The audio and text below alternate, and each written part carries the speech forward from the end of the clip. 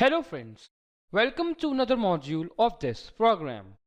In this module we will discuss about the documenting and reporting of a vulnerability. If you have find a bug or a vulnerability in a website, so what is the procedure to document that report and what all things you need to add and what all things you don't need to add, what all things you need to avoid.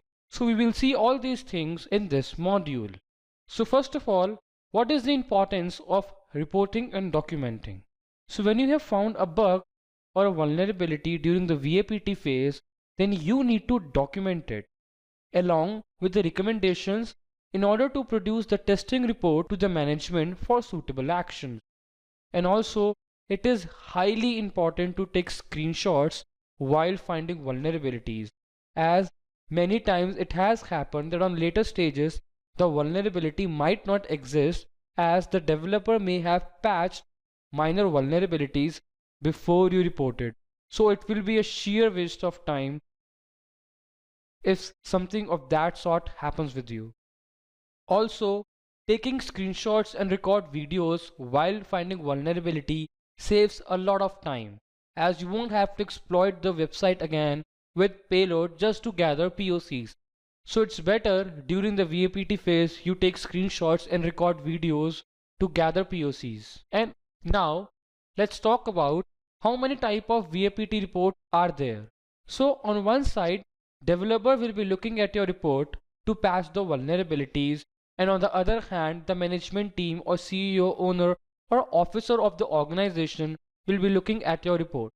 So if you will think of a developer, so for developer the report should be technical, but in case of business report or management report it should not contain technical jargon. So in developer report there should be technical jargons, tool used and all the payloads which you have used while finding the bug, and also how to patch the bug, as the developer is concerned with the patching of the vulnerability, so he should be made aware of the technicality of the exploitability. But in case of business report, management team will be focusing towards how that vulnerability is going to impact their business.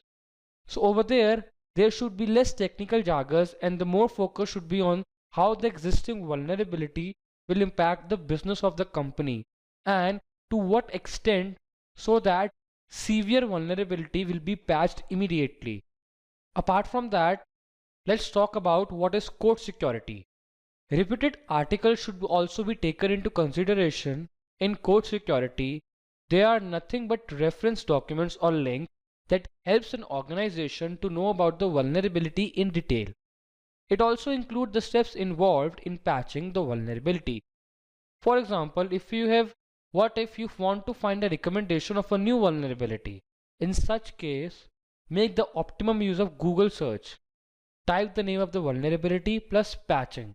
For example, if you are searching for CSRF, then write CSRF space patching. Now let's talk about the components that are involved in VAPT reports. So first comes the title page, then scope, then summary of findings, vulnerability information, observations and POCs, business impact, patching and recommendation, references, appendices, and end page. This is how you need to make your VAPT report. And yes, what are the tips for taking a POC? POC stands for proof of concept. Take a screenshot of everything, you might not need it, but it's better than to regret later. Cause for supposedly you're finding a vulnerability and you forgot to take a screenshot of a particular payload at that time, and later on that payload was not working and earlier it was working. So at that very moment you will realize that you could have taken the screenshot of the particular page. And also take relevant screenshot with only the required region. You don't need to add too much of the content that has been displayed on the page. You have to focus toward the relevant content. Make mute videos and use text editor to type instructions. It is much more convenient. And also make sure that the data is backed up and secure. Use Google Drive, Dropbox to constantly back up the screenshot folders and VATP project folders to the cloud. Also, make sure that these are safe and secure. If someone gets hold of this, he or she will be able to cause critical damage to the organization and you will get in trouble. So even if you are uploading it on Google Drive or Dropbox, make sure that they are safe over there. Use extremely strong password to protect your screenshots and your VAPT report. So what are the bad practices to avoid? Firstly, avoid any spelling and grammatical errors. Do not flood the report with too many irrelevant statistics.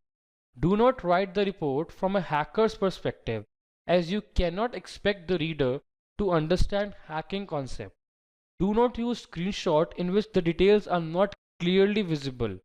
To solve this issue, take multiple small screenshots of the same page instead of taking an extremely big screenshot. Also, never stretch image screenshot that you are using in the report. Use the original size. Stretching the screenshot will make them distorted. So that looks bad and comes under bad practices of VAPT report.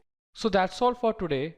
If you will follow the steps that have been mentioned in this video, then definitely your VAPT report will turn out to be very great. So thank you for watching this tutorial.